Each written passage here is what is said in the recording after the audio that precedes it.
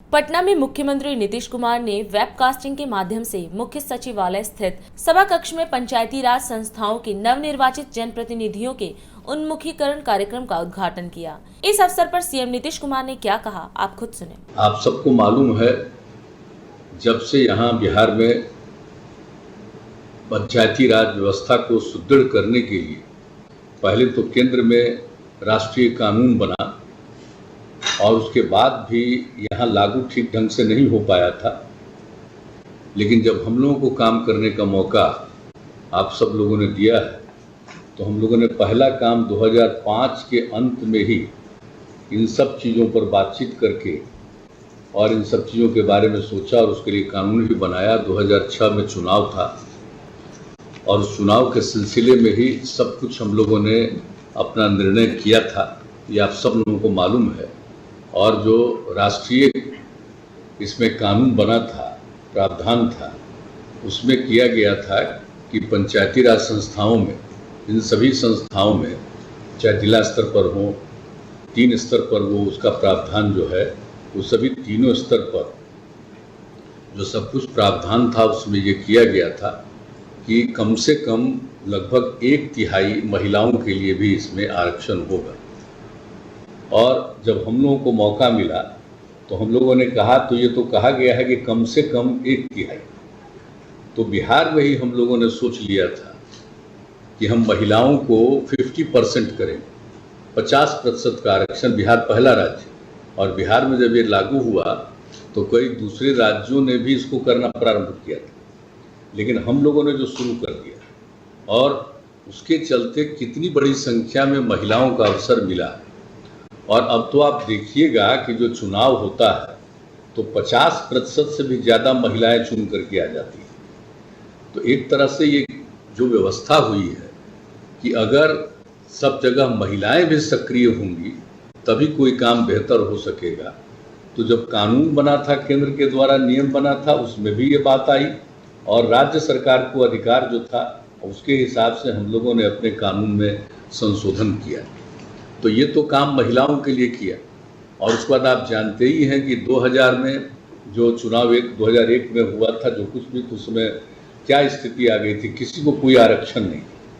तो इन सब चीज़ों को देखते हुए ही हम लोगों ने जो प्रावधान किया और उसमें यही कर दिया कि पिछड़े वर्ग की जगह पर पिछड़े वर्ग को अति पिछड़ा वर्ग के रूप में और उनको 20% का आरक्षण, और फिर अनुसूचित जाति और अनुसूचित जनजाति को क्रमशः 12% और 1% का, 16% और 1% का आरक्षण हम लोगों ने ये प्रावधान कर दिया।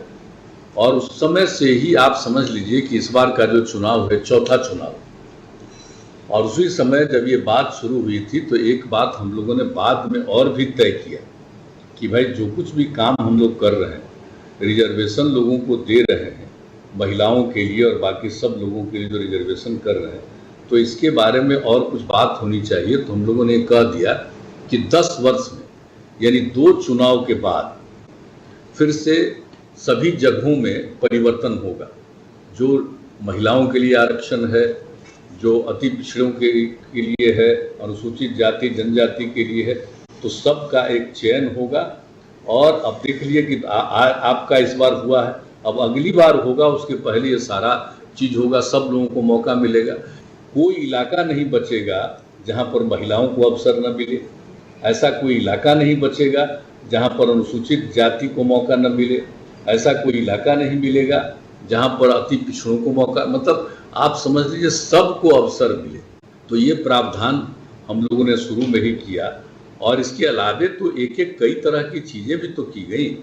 और जो पहला बार उस समय हुआ था हम लोगों का, तो 14वां जो वित्त आयोग था, उस वित्त आयोग में जो केंद्र से पैसा आया तो सिर्फ पंचायती जगह पर, मैंने पंचायत के स्तर पर ही मिला, बाकी मिला नहीं दोनों। तो इसके लिए हम लोग निरंतर करते रहे प्रयास कि साहब ये तो होना चाहिए, जिला स्तर पर भी मिलना चाहिए, प्रखंड के स्तर पर भी मिलना चाहिए, इस सिर्फ पंचायत के स्तर पर मिल रहा है तो ये तो प्रावधान होना चाहिए। हम लोग काफ़ी करते रहे। और उसके बाद जब 15वां आयोग बना तो उसमें भी हम लोगों ने इस बात को प्लीड किया राज्य सरकार की तरफ से पूरे तौर पर। और उसका अपना जो 15वां आयोग बना तो उसने प्रावधान कर दिया। अब तो तीनों को प्रावधान केंद्र की तरफ से जो भी आवंटन होता है उसमें ये प्रावधान भी किया गया। तो हर तरह से जो कुछ भी हम लोगों से संभव था हम लोगों ने सब लोगों के लिए तो ये सब सारी व्यवस्थाएं करने की कोशिश की है। और आप जानते ही हैं कि हम लोग तो हर तरह से लोगों के लिए कुछ न कुछ लोगों को मिल जाए, हर महीने के हिसाब से कुछ मिले सब लोगों को, जितने लोग भी इलेक्ट होते हैं उनको।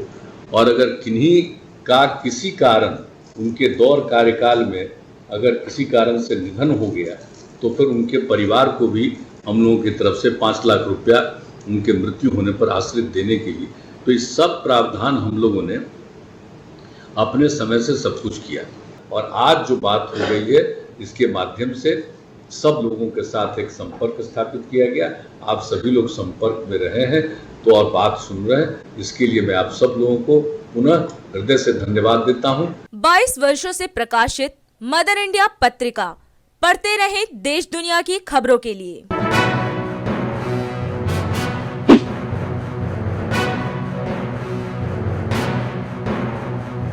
26वें वर्ष में आपके लोकप्रिय समाचार पत्र इंडिया दर्पण का प्रवेश। आप देखते रहें अपने क्षेत्र की खबरें।